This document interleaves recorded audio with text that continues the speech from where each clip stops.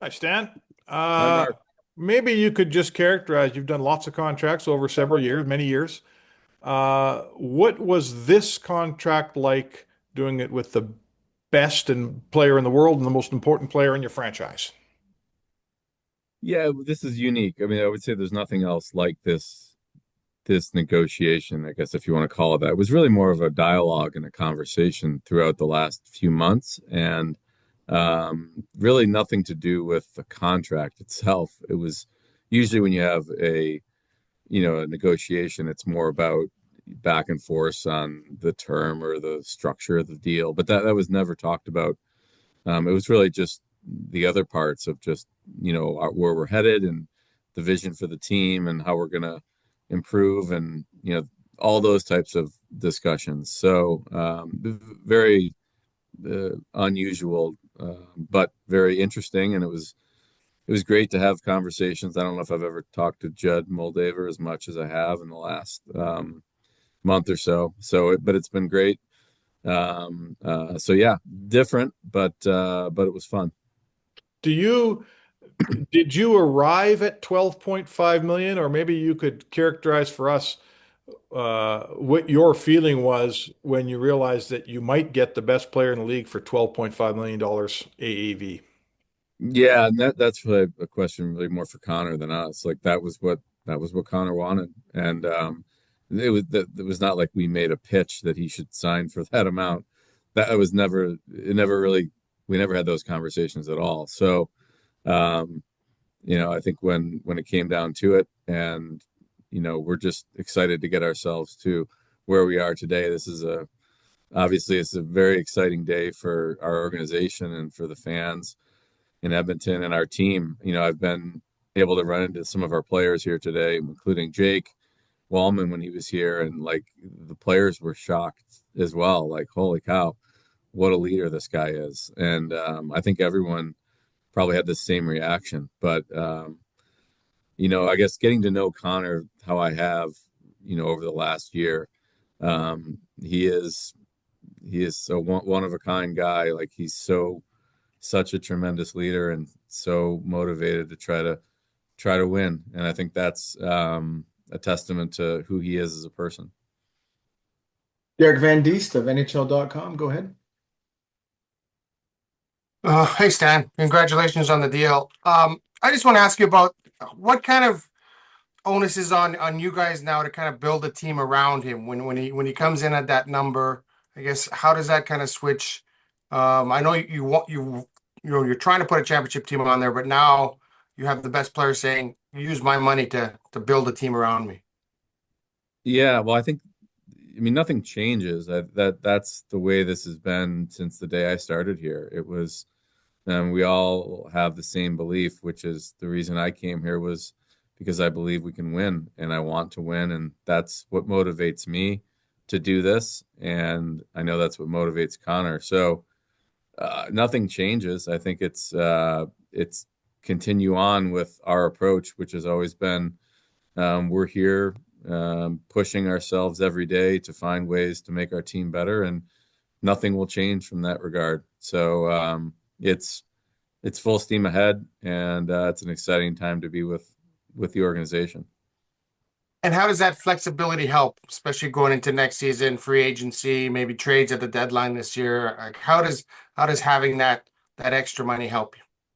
Oh, well, without question. I mean, when you have more money to spend, it gives you a lot more options than you otherwise would. So, absolutely, it's a great situation to be in, and we can't wait to keep going here and trying to make our team better. Thank you for that. Reed Wilkins of Edmonton Sports Talk. Go ahead, Reed.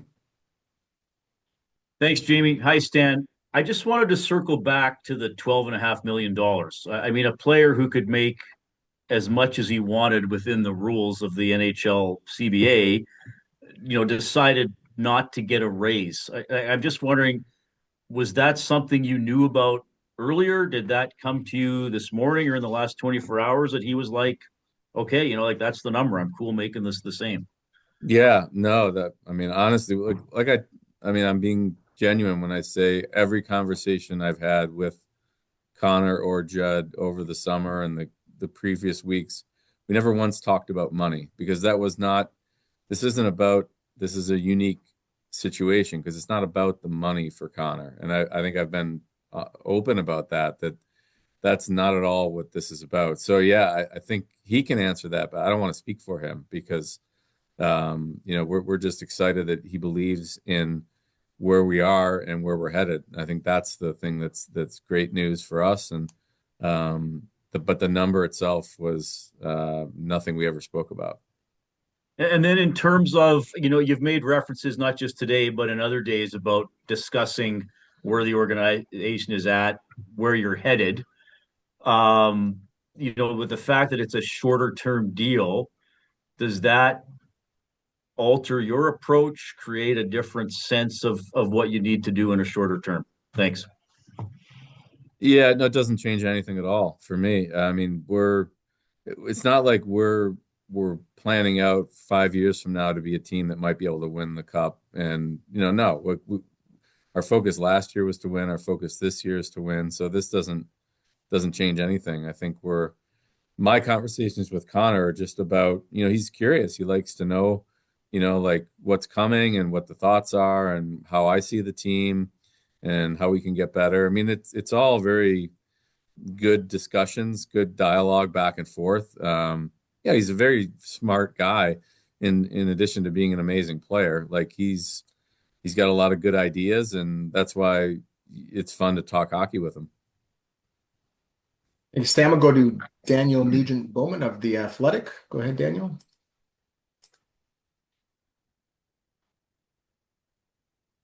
Sorry. Hi, Stan. It sounds like this, like you said, Connor, for the money wasn't the only thing for him and wasn't the most important thing. So you probably knew you were going to get him a little bit less than the full 20%, threshold there. But do you start to have meetings now? How does this work in terms of, you saved a lot of money. How to kind of approach the next little while and what you want to do with that money? How do you do that? Well, I mean, nothing changes in the short term. I think so. It's not like we're having a changing course with our plans. Like I think certainly it's a great situation to have more options next summer than we would otherwise. But I don't think anything changes. We still have to do our work and prepare for. I mean, you're constantly living in both worlds, which is the here and now. This year, like we're still we got opening game on Wednesday. We're really focused on that right now and getting off to a good start and seeing how our team looks and seeing what adjustments we need to make. The fact that he's signing for 12.5 AAV, that's probably that's going to impact more where we go in the summertime.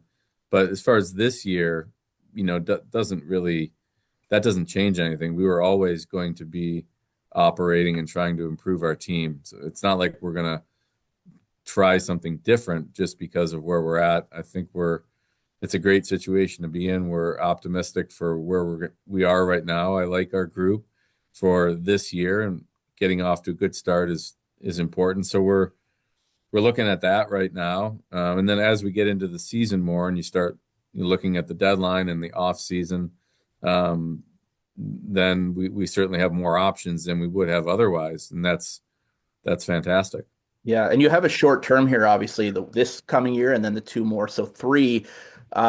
Does that make you want to be more aggressive, given that it seems like a bit more of a fixed time period? Does that make you want to put some more chips in? Not that you haven't, but to really kind of ramp it up here and go for broke. I mean, yes, but I would say nothing's changing. I mean, we had the exact same approach a year ago. We've been, if you look at the way we've operated over the last 13 months, we've been looking at our team right now, and like we're not building to 5 years from now to be a good team. And I think so. Yeah, it's full steam ahead, and we're excited. Ryan Rishaug, TSN. Thanks, Jimmy. Stan, just wondering about kind of the standard that McDavid sets here in making winning the priority and future deals that you might do. Like quite often dipping into free agency, everybody kind of knows, well, you got to overpay in free agency sometimes.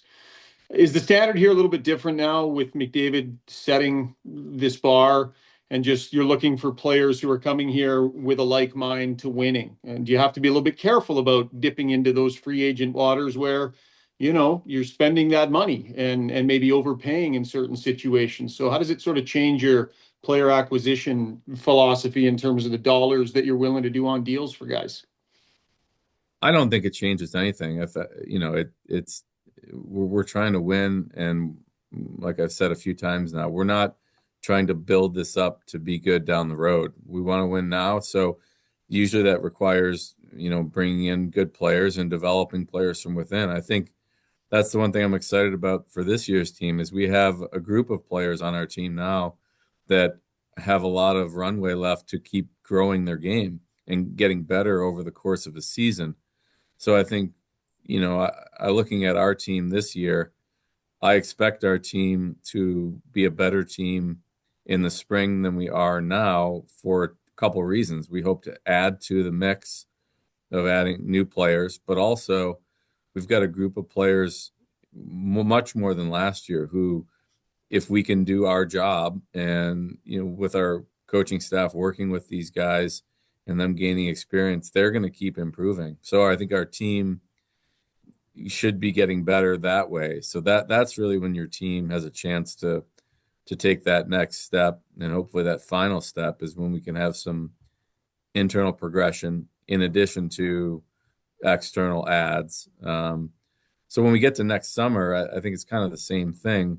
We're always looking to bring in new players that will give us a new look or give us an edge, which we don't have. And that's not going to change. We're going to have opportunities that we otherwise wouldn't have had because Connor wanted the AAV that he did. So absolutely, it's a great situation, but it doesn't change anything. Like we were planning on being aggressive all along. And, back to your question, as far as what other players are motivated by, I think when you see Connor's, it's obvious what he wants, which is he wants to win, and his actions have shown that. I think that's a pretty inspiring thing for a player to see. So each player's situation is different, but if I'm a player that's thinking to come to Edmonton for next year, it gets me pretty excited knowing how committed the captain is. Is there a bit of a needle to thread here, though, Stan? Because, it's not like he signed an 8-year deal, and you have to maybe at the same time get this team over the hump, and try and get that cup, but also understand maybe the long-term goal is for McDavid to commit and be here long-term. And part of that has to do with making sure that it's not stripped down too much, as sometimes Stanley Cup winners have to do to get there. So are you conscientious of that balance of him looking at this long-term as well down the road?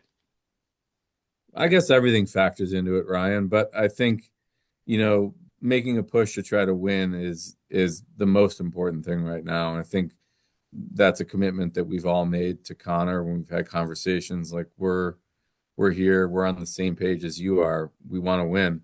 And the other part of it is, we've got some younger players even this year, which, and we've made a commitment to our development staff and to recruiting players in Europe and North America. And like, that's going to continue to be a big focus for us. So I think the goal is to try to do both. And of course it's hard. We're not going to be accumulating lots of top 10 draft picks in the coming years, but that doesn't mean you can't get young players. And I think, like, look at our roster now compared to where it was a year ago. So, we didn't get any more draft picks over that period of time, but we've been able to, find some young players and develop them. So I think that's part of what these conversations we've had with Connor is just explaining to him the vision on how can we do this? How can we also find a way to bring in some younger guys and develop them and have them,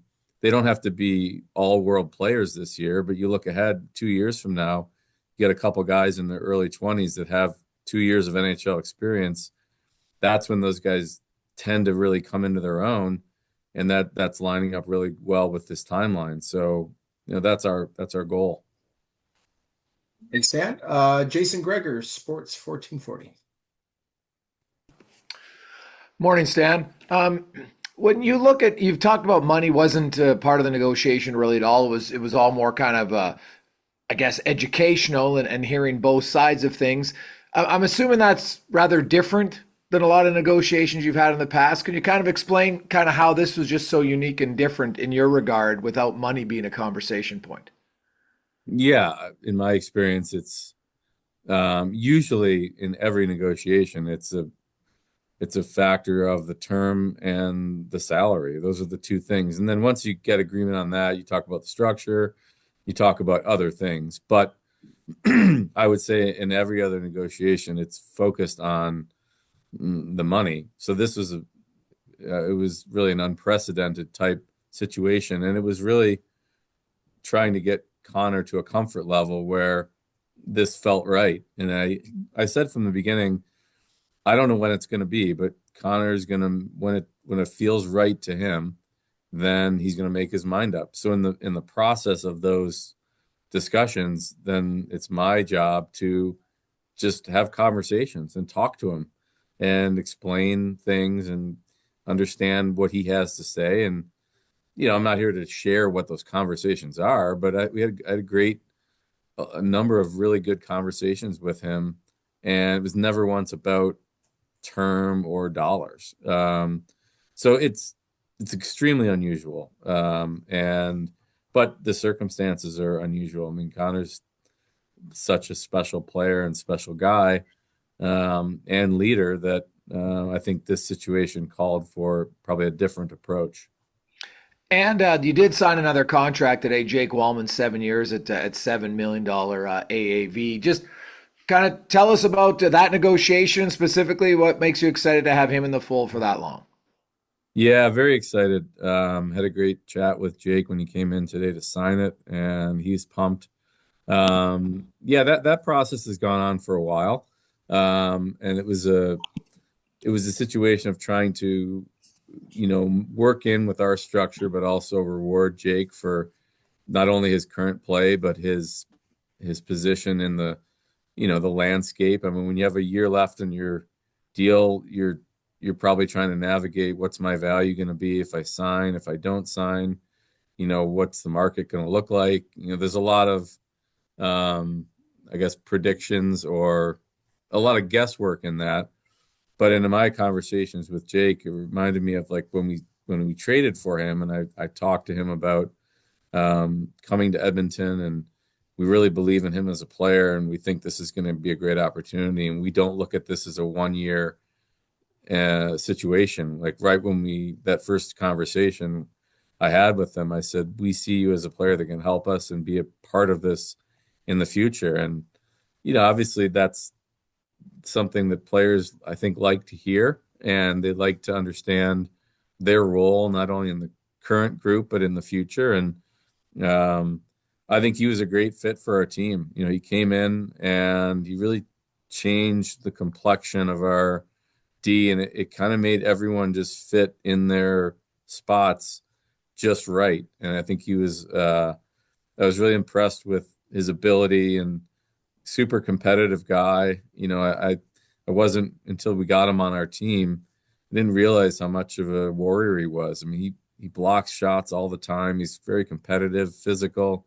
He's got that competitive side.